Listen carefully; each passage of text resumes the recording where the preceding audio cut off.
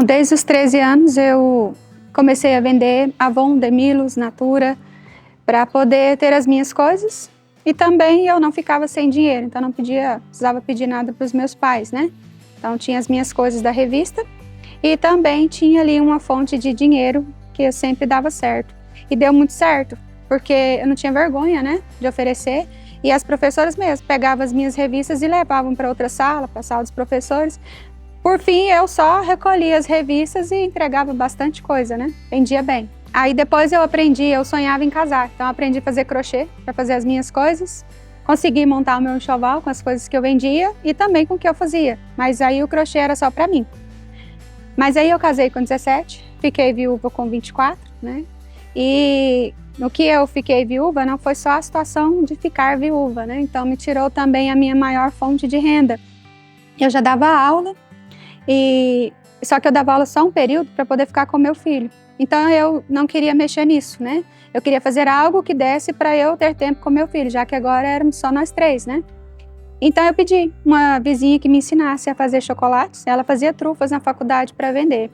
Ela me ensinou e aí eu fiz. Só que eu fui vender, eu oferecia nos mercados perto da minha casa.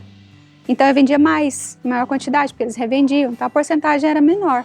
Mas eu vendia, então dava para inteirar. Hoje eu dou aula, ainda faço crochê, né? Continuo vendendo as minhas revistas até hoje, só que menor quantidade. E aí tem bastante encomendas de crochê. Tem muitas realidades. A primeira delas é querer conciliar o tempo com os filhos. Também tem a questão da necessidade financeira. Algumas até têm bons trabalhos, mas elas, quando viram mães, elas querem ter tempo. E aí no mercado de trabalho te exige uma carga horária maior. Então a necessidade de conciliar. Eu vejo também outras mulheres aqui comigo que elas abriram mão do trabalho, de estudar, para poder cuidar dos filhos, da família. E de repente se separam, de repente ficam viúvas, de repente o esposo perde o emprego, de repente ela se vê com a necessidade. E aí ela precisa, nem só porque ela quer, por necessidade ela precisa. E aí ela não sabe se vai ter chance de colocação no mercado, ela não se sente preparada, ela se sente desatualizada, porque tem tecnologias, né? E aí, então, elas pensam no que eu sou boa e elas tendem a ir por aí. A primeira coisa é acreditar em si. Às vezes tem até boa vontade, mas tem medo. Será que aqui tem um negócio? Né? Segunda coisa é a questão de conciliar o tempo. Terceira hoje, que é muito, muito preocupante para elas, é a questão da tecnologia, né? Às vezes tem boa vontade, mas não sabe mexer com rede social, não sabe como divulgar seu produto, não sabe onde vender. Tem muitas que têm bons produtos, mas elas não sabem colocar preço. Né? Então, às vezes, ganham uma margem muito inferior, tem muito trabalho, mas não sabe precificar. Questão do marketing, divulgação. Então, assim, são esses os desafios, né? E a maior vontade delas, como a minha também, é arrumar alguma coisa que seja, que nos dê uma estabilidade financeira, mas também que dê tempo para ficar com os filhos, né? Conciliar as duas coisas é o que é o sonho de toda mãe, né? A primeira coisa é acreditar em si. Segunda coisa, não é arriscar sem também ter uma visão de mercado. Verificar no que você é boa. Aí vamos ver, ali tem um mercado, né? Por exemplo, todo mundo está fazendo brigadeiro, mas como eu posso fazer de uma forma diferente? Como eu posso precificar isso? Como a minha necessidade, por exemplo, eu vendi nos mercados para revender porque era mais perto. Mas e se eu colocasse ele de uma forma diferente, apresentasse ele de forma diferente, talvez ele valeria mais. Então, estudar o mercado, verificar como é que estão as coisas. Hoje, uma dona de casa, uma mãe, ela consegue não precisar sair de casa para fazer um curso. Ela consegue ir lá dentro da própria casa, eu também fiz isso, até faço isso para dar aula.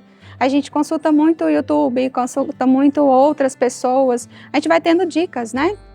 Então hoje o conhecimento está muito mais fácil. Então é verificar, estudar a história dos outros, entender o seu negócio. Não é porque todo mundo está fazendo uma coisa que eu vou fazer, eu tenho que verificar o que eu sou boa, né? O que eu gosto de fazer. E aí, assim, tentar melhorar e tentar lutar por aquilo que você já faz, o que você acredita. Mas também precisa buscar conhecimento, né? O conhecimento é o melhor investimento que a gente faz na gente.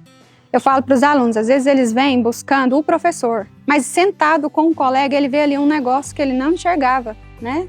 E quando você dá um passo para o conhecimento, você não tem ideia nem do que você é bom.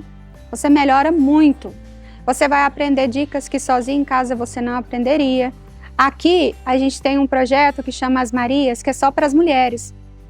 Mas a gente tem vários cursos para homens, para mulheres, para toda a faixa etária. E quando você vem, você conhece pessoas novas. Às vezes você pode estar sentado ao lado de um sócio, né, de um empreendedor. Às vezes, do nada, no meio de uma aula, você tem uma ideia que às vezes na sua casa você não teria. Uma coisa que eu reparo também, todos os alunos, que eles começam a vir mais arrumadinhos, eles começam a chegar mais no horário, eles começam a ter uma responsabilidade que às vezes em casa estava perdendo a autoestima. Então, só da gente dar um passo, a gente nem tem ideia do que vai acontecer. Mas nunca dá errado investir em conhecimento, né? A primeira coisa é comprar dela, gente, né? Vamos ser cliente, vamos valorizar. A segunda coisa é ofertar conhecimento. Por exemplo, se sua vizinha está vendendo trufas e você percebeu que o marketing dela não está legal, você é bom, oferece ajuda, né? Valoriza, não critica, tenta gerar oportunidade para elas. Onde você vê que possa melhorar, incentiva mesmo, né?